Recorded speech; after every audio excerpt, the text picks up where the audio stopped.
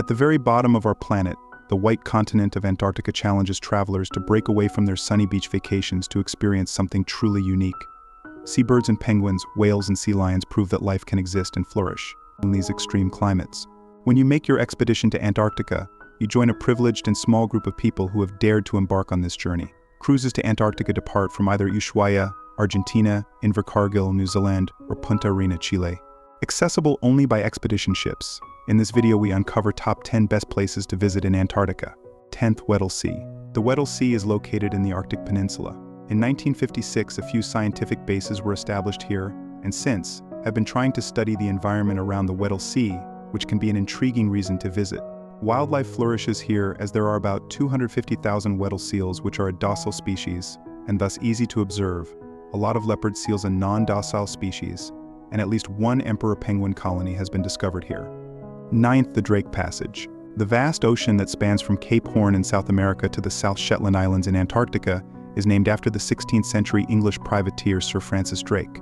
While cruising this waterway, you will surely notice the drop in temperature as you enter the Southern Ocean, where the Antarctic waters join the Atlantic and Pacific Oceans. Keep an eye out for seabirds and whales as you journey across the frigid waters, as they're commonly spotted in these parts. 8th, Falkland Islands. Known for its stunning remote landscapes and magnificent bird life, Falkland Islands is one of the major attractions before reaching mainland Antarctica. Because of the architecture and design of the settlements, the islands somewhat resemble Great Britain. There are many nesting spots in these islands, which attract a lot of exotic birds and marine creatures. Watch giant albatross fly overhead, while 4 distinct species of penguins nest on the shoreline. 7th, South Georgia and South Sandwich Islands. A long, narrow island often referred to as the Alps in the middle of the ocean. The island is covered with towering glaciers, extensive fjords and low-lying grasslands. The beaches of this remote island are packed with penguin colonies and seals, while whales and orcas are found in abundance in the surrounding waters. There are remains of several whaling stations on the island, a testament to the bygone days, when the brutal practice was carried out indiscriminately. These remains also hold a lot of historical significance as they tell the story of how these islands were transformed from a treacherous region to a haven for penguins and travelers. 6th, South Shetland Islands. About 160 kilometers away from mainland Antarctica, most of the area of these islands are almost entirely covered with ice. Filled with fjords and glaciers, the coastlines are inhabited by elephant seals, penguins, and sea lions. Around 8 countries maintain research stations on these islands, with the majority of them on Kings Island. The southernmost island in this cluster, known as Deception Island, provides one of the rarest opportunities to sail inside an active volcano. The island also has a secret harbor, and its ice is covered with volcanic ash. Deception Island is also the only island in the area where you can plunge into the ocean, thanks to the presence of geothermal currents. 5th, Ross Island.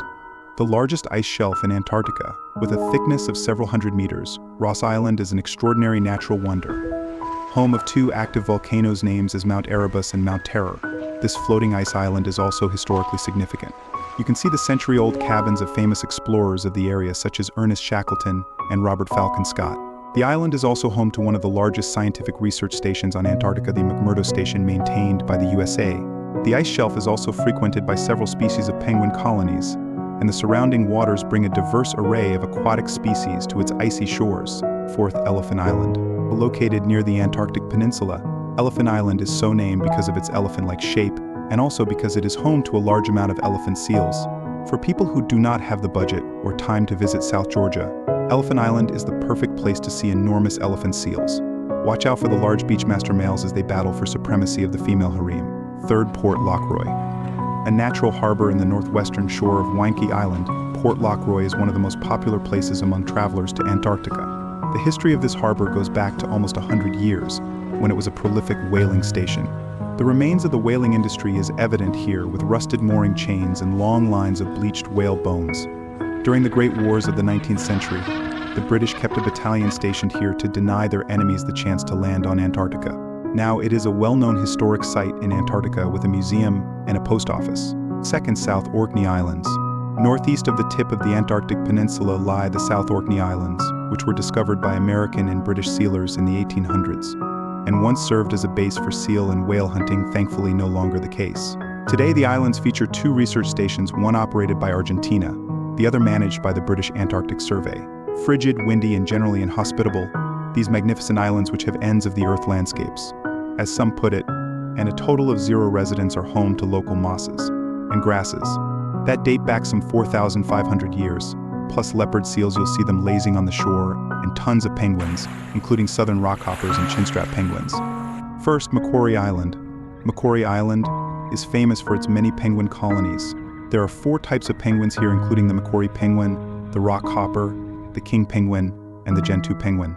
The island is 34 kilometers long and 5 kilometers wide, and this small island was placed on the UNESCO World Heritage List in 1997. It's considered part of Tasmania, which in turn is part of Australia.